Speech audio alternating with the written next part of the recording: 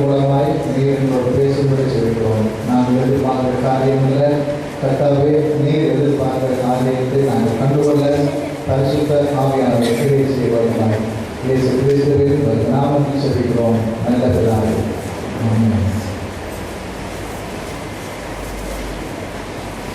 திருச்சபையில் நடக்கிற அடிக்கடி நடக்கிற ஞாயிற்றுக்கிழமை நடக்கிற அற்புதம் தொடர்ந்து நடக்காத திருச்சபை மக்களை கேட்டுக்கொள்கிறேன்.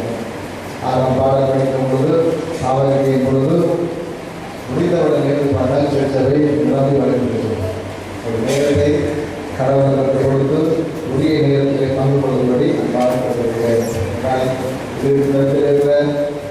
முதிர்ந்தவர்களுக்கு வயதான சொல்வார்கள், வழிபாட்டுக்கு அரை மணிகளுக்கு முன்பதாக இருந்து திருச்சபை காரியங்களில் பங்கெடுப்பதும் அதற்காக செவிப்பதும் திருமறை வாசிப்பதும் ஒரு வழிபாட்டுக்கு மிகவும் முக்கியம். இந்த வருங்காலத்திலே நேரத்தை கலந்து கொள்ளும்படி முன்பாக கேட்டுக்கொள்கிறேன்.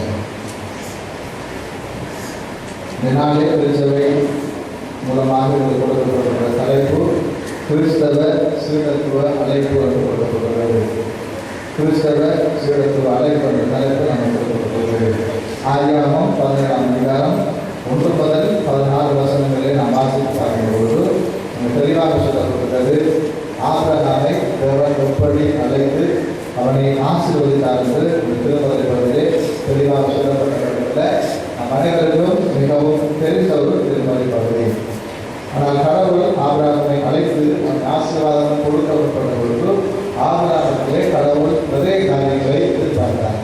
அதில் எதிர்பார்த்த முதலாவது விடயம் ஆண்டவர் சொல்லுகிற காரியம், நீ எனக்கு முன்பாக நடந்து உத்தமனாய்.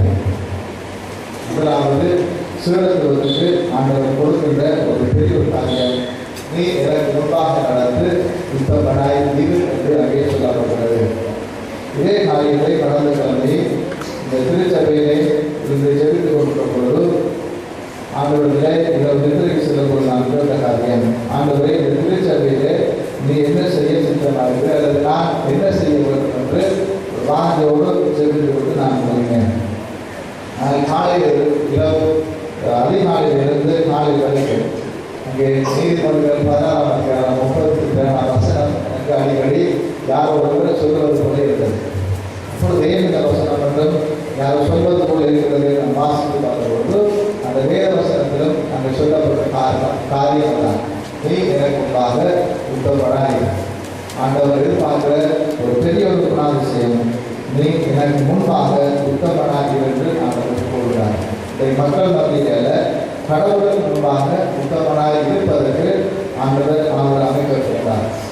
அதை அவர் நிறைவேற்றினபடினாலே அங்கே ஆண்டவர் சொல்லுகிற காரியம், நீ திரளான ஜாதிகளுக்கு தகப்பன். பிள்ளை இல்லாத ஒரு சூழ்நிலையிலே அவன் கொடுக்கப்படுகிற வாக்குத்தத்தம். ரோமர் 4ஆம் அதிகாரம் 18ஆம் வசனம் முதல் 25ஆம் வசனம் வரை நாம் வாசித்து பார்க்கும்போது நம்புகிறதுக்கு ஏதுவல்லாத ஒரு சூழ்நிலையின் மத்தியிலே ஆபிரகாம் ஏற்றுக்கொண்டார் சொல்லப்படுகிறது. நம்புகிறதுக்கு ஏதுவல்லாத ஒரு சூழ்நிலை மத்தியிலே தான் ஆபிரகாம் ஆண்டவருடைய வார்த்தையை அங்கே ஏற்றுக்கொள்கிறான். என்றால் அங்கே சரீரம் செத்து போயிருந்தது சொல்லப்படுகிறது. அதே போல கற்பம் செத்ததாக சொல்லப்படுகிறால் உலக வாழ்வுபடி அவர்கள் இறந்தவர்கள் அல்ல, அவருடைய சரீரத்திலே 99 வயது என்று சொல்லுகிற பொழுது கற்பங்களுக்கு ஏதுவாக இல்லாத ஒரு சூழ்நிலை ஆபிரகாம். அதே போல இந்த சாராய் என்று அழைக்கப்பட்ட சாராவுடைய வாழ்க்கையிலே அங்கே கற்பம் செத்து போனது என்று சொல்லப்படுகிறதான ஒரு வயது முதிர்ந்த ஒரு தாய். இந்த ஒரு சூழ்நிலையிலே கடவுள் ஆபிரகாம் சொல்கிற காரியம் என்ன, உனக்கு ஒரு பிள்ளை கிடைக்கும் அவர் சொல்லவில்லை. ஆண்டவர் சொல்கிற காரியம், திரளான ஜாதிகளுக்கு தகப்பனாயிருப்பார். நல்ல பெரிய ஒரு சந்ததியை அவர் மூலமாய் கொடுக்க போகிறதை ஆண்டவர் அங்கே ஆபிரகாம் பேசுகிறார். நேற்று நாளே விவாதிக்கிறது நாம் விளையாடுகிறோம். தேவன் எதிர்பார்க்கிற காரியம் அல்ல, அதற்கு மேலாக கேட்கிறதுக்கு பல கொடுத்து நினைப்பதற்கும் வேண்டுவதற்கும் அதிகமாக கிரியை செய்ய வல்லவர் என்பதை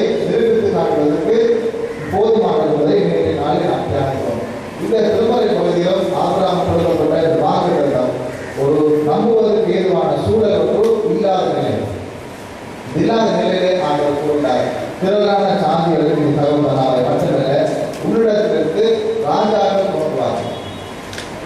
அதை பார்க்கிற ஒரு பெரிய ஆசீர்வாதத்தை ஆகுன வாழ்க்கையிலே ஆண்டவர் கொடுக்கிறார்.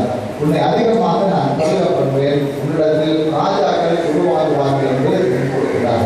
அது மட்டுமல்ல, அவர் கொடுத்த ஆசீர்வாதம் நிமித்தமாக மனைவியை பார்த்தும் ஆண்டவர் சொல்லுகிறார், நீ இனி சாராய் அல்ல, இனி உன் பேர் சாரால் என்றால் அதிக பிள்ளைகளுக்கு நீ தாயாக இருப்பாய். உன்னுடைய சந்ததி பெரிதாயிருப்பதனாலே நீ ஆசீர்வதிக்கப்பட்ட ஒரு திரளான சாதிகளுக்கு நீ தாயாயிருப்பதனாலே உன்னுடைய பேர் சாரால் என்று ஆண்டவர் கேட்டுக் கொடுத்தார். இந்த 2 பகுதிகளும் சொல்லப்பட்ட வசனங்களை ரோமர் பகுதியிலே இன்னும் விளக்குவதற்காக சொல்லப்பட்டிருந்தால், ஆபிரகாமுடைய அந்த விசுவாசம் அவனுக்கு நீதியாக எண்ணப்பட்டது என்று சொல்லப்படுகிறது.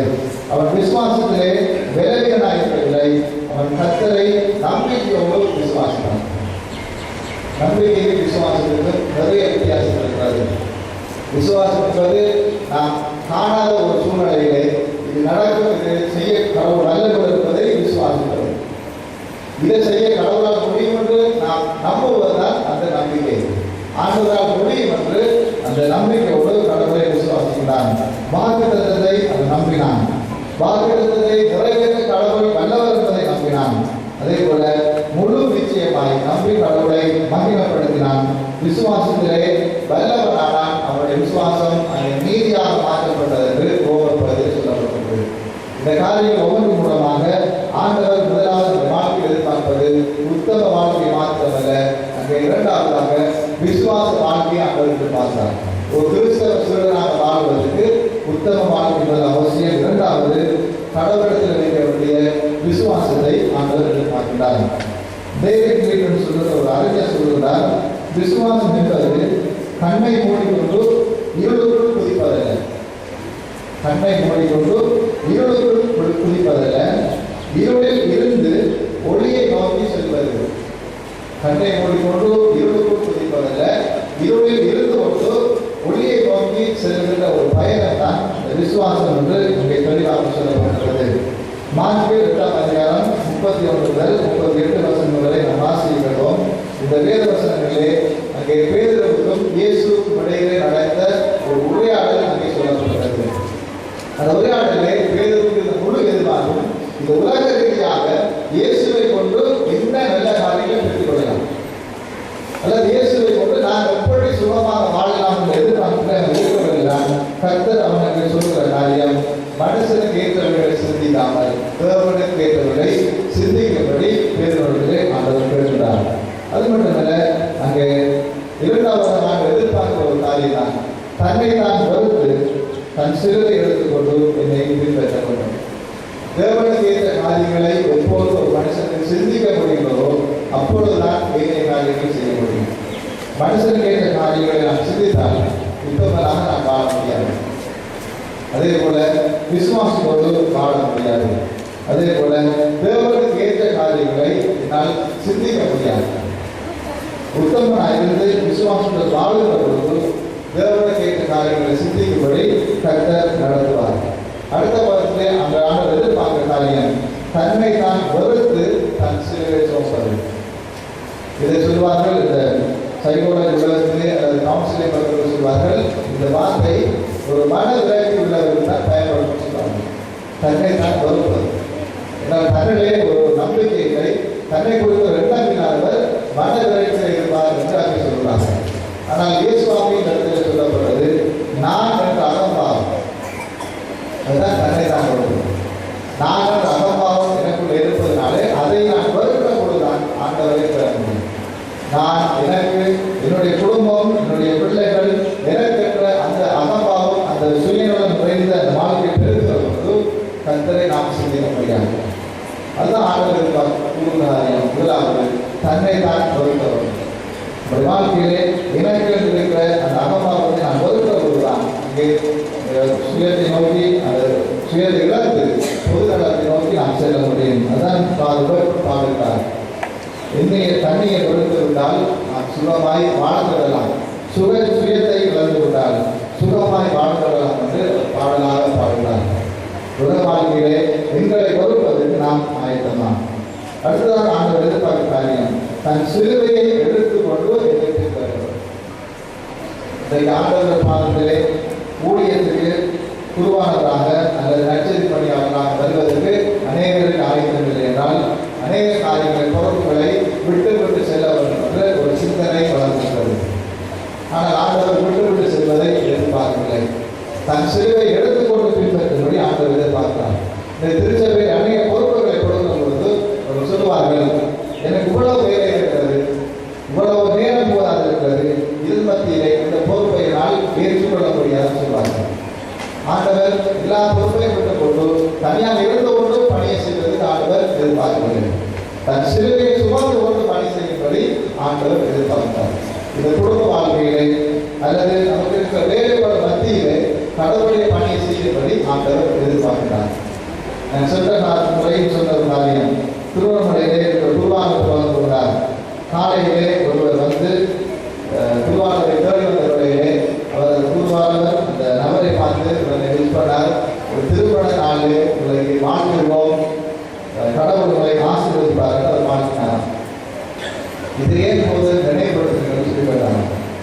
பொழுதுலாம் ஏன் அப்படி கேட்கும்போது சொன்னதா, நான் சிலுவையை சுமந்த நாள், சிலுவையை சுமந்த நாள் இன்றைக்கு வரைக்கும் 1 7 சொல்லி சொன்னார். அது உண்மையாக இருந்தால் இன்னொரு பக்கத்திலே அது உண்மையாகவே கடவுளால் எங்களுக்கு கொடுக்கப்பட்டுள்ள ஒரு பெரிய பொறுப்புள்ள ஒரு சிலுவை. கணவன் மனைவிக்கும் மனைவி கணவனுக்கும் பிள்ளைகளாகவும் கடவுள் எங்களுக்கு தந்திருக்கிற சிலுவைகள் என்பது நாம் தூய்க்கறிவதற்கு அல்ல, நாம் அழிந்து போவதற்கு அல்ல, அது கொடுக்கப்பட்ட ஒரு பெரிய பொறுப்பு. அந்த பொறுப்பை சுமந்து கொண்டு பணி செய்யும்படிதான் ஆண்டவர் எங்களை அழைக்கிறார். மனைவியை தள்ளிவிட்டு கணவனை தள்ளிவிட்டு பிள்ளைகளை தள்ளிவிட்டு வாழும்படி ஆண்டவர் எதிர்பார்க்கவில்லை. தன் சிலுவையை சுமந்து கொண்டு இந்த பின்பற்றி சொல்லும் பொழுது நமக்கு தரப்பட்டுள்ள பெரிய பொறுப்பு. இந்த பெரிய பொறுப்பை நாம் சுமந்து செல்கிற பொழுதுதான் இந்த சீடத்து வாழ்க்கையை பொறுத்து நாம் செல்ல முடியும். அது ஆண்டவர் குறிப்பிட்ட காரியம். உலகம் முழுவதையும் ஆதாயப்படுத்திக் கொண்டாலும் தன் ஜீவனை நஷ்டப்படுத்தினால் அவனுக்கு லாபம் என்ன? இந்த திருமணம் இல்லாமல் மூலமாக ஆண்டவர் உங்களிடத்திலே இந்த சீடத்துவ பண்புகளை ஆண்டவர் எதிர்பார்க்கிறார். அதை வளர்த்துக்கிற பொழுது ஆண்டவர் சீடத்துவத்தை நோக்கி நானும் நீங்களும் அங்கே செல்ல முடியும். முதலாவது அங்கே சீடத்துவம் என்பது அழைப்பு ஆண்டவராலே கொடுக்கப்படுகிறது. உத்தமனாய் வாழப்படும். இதை நானும் நீங்களும் உத்தமனாய் வாழ ஆரம்பிக்கலாம். மனுஷ பார்வைகள் அல்லது போதற்காக அல்ல, அல்லது உருவானக்காரர்களுக்காக அல்ல, அல்லது யாரோருக்காக அல்ல, நான் ஆண்டவர் முன்பாக உத்தமனாய் வாழ நான் ஆயத்தமாக இருக்கிறேன். அது மட்டுமில்லை, இரண்டாவது நாம் எதிர்பார்க்க காரியம், எல்லாருக்கும் மத்தியிலே விசுவாசம் நிறைந்த ஒரு வாழ்க்கை எனக்கு இருக்கிறதா? அந்த விசுவாச வாழ்க்கை புத்தகம் இருக்குமா இருந்தால் தான் என்னிடத்திலே ஜாதிகள் உருவாகிறார். ஜாதிகள் என்பது ஆபிரகாமுக்கு கடவுள் கொடுத்த ஒரு பரம்பரை. ஆனால் ஆண்டவர் இன்றைய காலம் நமக்கு கொடுக்கிற ஒரு பெரிய ஜாதி அல்லது பகுதி பெருகப்பட்டு சொல்வது என்பது சீடத்துவத்தை வளர்த்து கொள்வது. நான் அநேக சீடர்களுக்கு பொறுப்பாக இருப்பது, அநேக சீடர்களுக்கு நான் தகப்பனாக இருப்பது, அநேக சீடர்களுக்கு நான் தாயாக இருப்பதற்கு ஆண்டவர் எங்கள் ஒவ்வொருவரையும் ஆண்டவர் அழைக்கிறார். அந்த சீடத்துவம் என்பது அநேக நினைக்கிறார்கள் போதிப்பதல்ல, யாரும் போதிக்கிறது போகலாம். ஆனால் உண்மையான சீடத்துவம் என்பது போதிப்பதல்ல, வாழ்ந்து காட்டுவது. இதன் ஒரு சீடனை உருவாக்கப்படுமானால் இந்த பெரிய சீடனுடைய வாழ்க்கை மூலமாக அநேக சீடர்கள் உருவாக்கப்படுகிறார்கள். அவர்கள் வார்த்தையை சொல்வது மிகவும் குறைவு. அவருடைய வாழ்க்கை இன்னொரு சீடனை உருவாக்கி இருக்கிறது, மற்றொரு வாழ்க்கையை மாற்றி இருக்கிறது. இன்றைக்கு நாம் சீடர்களை உருவாக்குவதற்கு நாம் போதிப்பதை விட்டுவிட்டு வாழ்ந்து காட்ட ஆண்டவர்களை அழைக்கிறார். அது மட்டுமல்ல, இதன் மூலமாக இன்னும் ஒரு சீடர் உருவாகி இருக்கிறார் என்று சொல்ற அளவுக்கு நாம் பார்க்கிறோம். திருச்சபையிலே அநேக வயதானவர்கள் இருக்கிறீர்கள். உங்களை பார்த்து நீங்களே சொல்லுங்கள், நான் எத்தனை சீடனை என்னை போல திருச்சபை உருவாக்கியிருக்கிறேன். இந்த வயதானை பார்த்து நான் கேட்கிற காரணம், இனி கடந்து வர இருக்கிற ஒவ்வொருவரும் உங்களை குறித்து சிந்திக்க ஒரு வாய்ப்பாக இருக்கும். இந்த வயதான காலத்திலே பக்தி நிறைந்த ஒரு கிறிஸ்தவ சீடனை நான் ஒரு ஆணாக இன்னும் ஒரு ஆண் மகனை உருவாக்கி இருக்கிறேன். அதுதான் ஜாதிகளுக்கு காரணம். நாம் கிறிஸ்தவ தாயாக இருந்து ஒரு பக்தி உள்ள ஒரு பெண் பிள்ளையை உருவாக்கி இருக்கிறோம். அந்த கிறிஸ்தவ சீடத்திலே வளர்த்திருக்கிறார் என்பது நமக்கு ஒரு பெரிய கருத்து. அது இன்றைக்கு வளர்ந்து வருகின்ற முகத்திலையும் ஆண்டவர் எதிர்பார்க்கிறோம். இதன் மூலமாக எத்தனை சீடர்கள் உருவாக்கப்படுவார்கள். அதுதான் சீடத்து வகை. இன்றைக்கு பல இடங்களிலே சீடர்களை உலக வாழ்வு வளர்த்திருக்கிறது. பெருமையாக சொல்வார்கள், நான் தான் குடிக்கிறதுக்கு பழக்கம், நான் தான் கான்சிலாருக்கு பழக்கம், நான் தான் களவு செய்ய பழக்கம், நான் தான் கொலை செய்யறதுக்கு பழக்கம், நான் தான் இவ்வளவு பொருட்களெல்லாம் காட்டி கொடுத்த சொல்ற அளவுக்கு நாங்கள் வளர்ந்து போயிருக்காங்க.